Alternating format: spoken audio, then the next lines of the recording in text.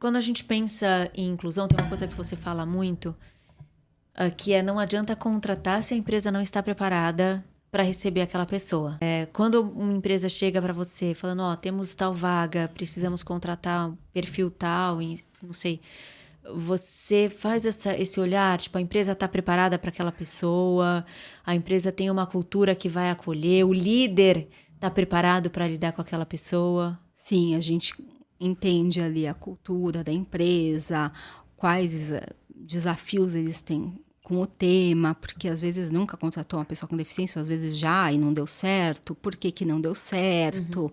E a partir disso conseguir ajudar a empresa. Então, também não adianta só fazer treinamento e não contratar ninguém. Que aí todo mundo sai lá emocionado, que achando legal, mas ninguém contrata. Tem que ser os dois juntos.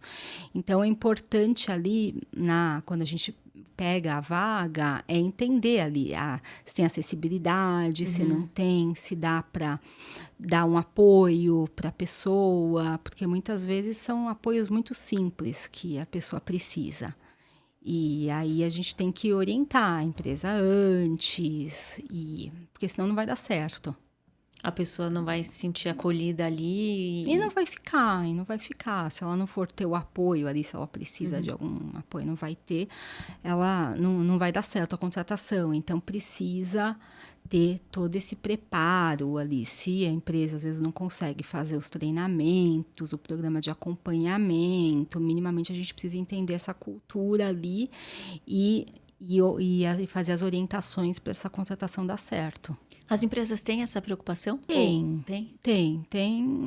mas algumas acabam nem conhecendo que precisa. Só tem, eu tenho a cota, preciso cumprir e ninguém fica. Tá bom, mas por que ninguém fica? E a gente começa a conversar, a tentar escutar o cliente para tentar entender ali aonde que a gente pode ajudar e quais que são as dificuldades. E normalmente quando a pessoa chega na Reponto é porque ela tá tendo dificuldade de eu contrato e não fica?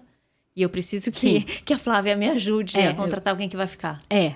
Quando preciso cumprir a cota ou preciso contratar porque alguém saiu, é sempre para ontem. E aí ou o time não consegue absorver a demanda ou não tem quem faça e aí chamam a gente. E cada perfil também vai ser um perfil, né, Flávia, no sentido assim, se vai precisar de adaptação, se aquela pessoa tem um perfil que tudo bem trabalhar sob pressão, porque tem áreas que a gente sabe que a pressão é maior. Então tem toda essa questão para ser avaliada também, né? Antes de anunciar uma vaga. Sim, tem que entender ali quais são as necessidades da posição. E aí eu sempre falo para olhar se a pessoa cumpre os requisitos inegociáveis, não ficar triando pela deficiência, porque a gente não sabe se são pessoas e pessoas e geralmente as pessoas com a deficiência elas não se candidatam em vagas que eles vão ter dificuldade de fazer a função. A própria pessoa já tem essa consciência sobre si, né? Se for numa loja, por exemplo, do varejo, a pessoa mesmo não vai se candidatar. E aí eu falo, se candidatar e tem ali os requisitos, tem a experiência, por que a gente não pode falar com a pessoa e tentar entender? Não dá pra gente ficar excluindo o currículo porque a gente acha que a pessoa não vai conseguir. Por ter aquela questão... Por causa da deficiência. A gente tem que conversar com o candidato, entrevistar, entender ali como que a pessoa faz e qual o apoio que ela precisa. E a maioria desses apoios são coisas muito tranquilas de se fazer.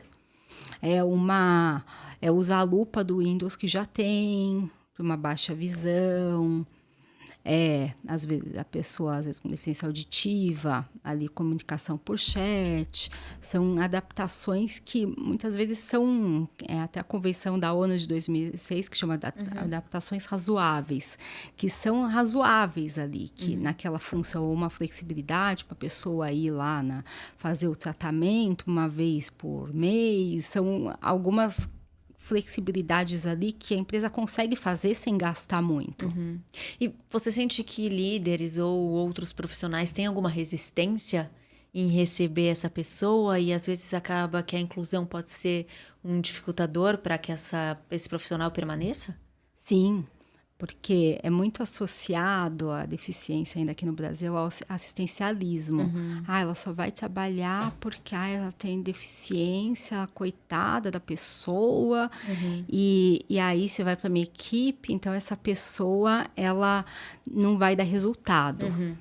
Ou então, eu não vou saber lidar, não vou saber falar com a pessoa, e aí fica com medo e acaba tendo essa resistência.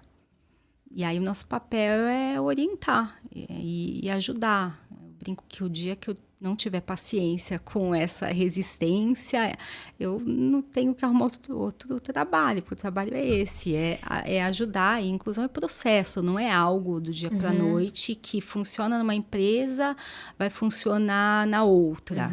Cada empresa tem uma cultura, cada gestor ali tem uma história com o tema, às vezes tem alguma pessoa com deficiência na família, às vezes estudou com uma pessoa com deficiência, às vezes já teve na outra empresa, às vezes a experiência foi boa, às vezes não foi tão boa, às vezes nunca lidou com uma pessoa com deficiência, porque dependendo da geração que a pessoa veio, não tinha pessoa com deficiência na escola, então vai muito da história da pessoa. Tem coisas que de fato a gente precisa aprender, né? Às vezes eu nunca lidei com uma pessoa naquela situação, preciso de fato aprender e ter ferramentas para eu lidar com isso, né?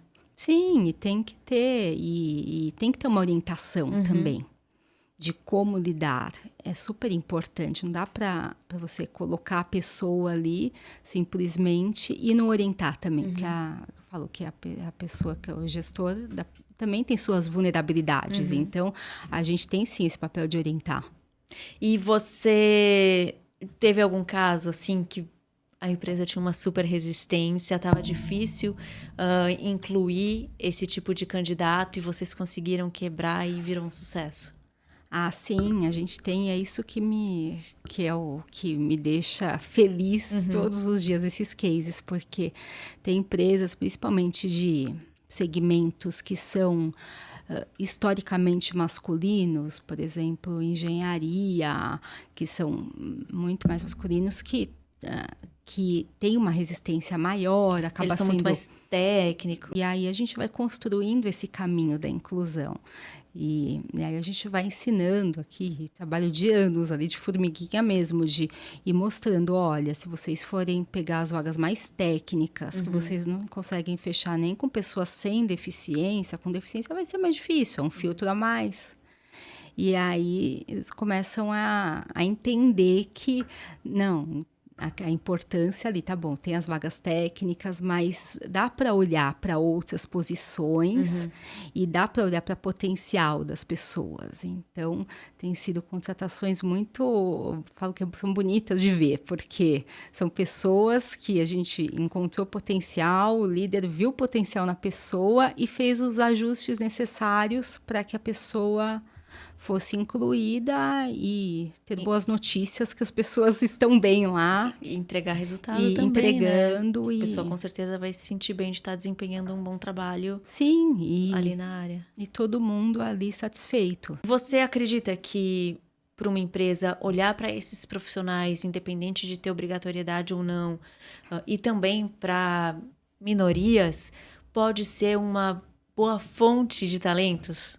Sim, olhar sempre ali fora da caixa para esses profissionais é sempre olhar e ampliar essa fonte de talentos. E porque, independente ali, as pessoas têm suas habilidades, elas conseguem aprender, então não adianta a gente ficar olhando só para aquele grupo ali, porque senão a gente vai ficar brigando sempre pelas mesmas pessoas, e aí principalmente nós, empreendedores de empresas menores, não dá para a gente querer ficar disputando com as empresas grandes. Então, a gente precisa ter um olhar um pouco mais amplo. E, inclusive, pode ser uma forma de trazer novos olhares para o negócio, né?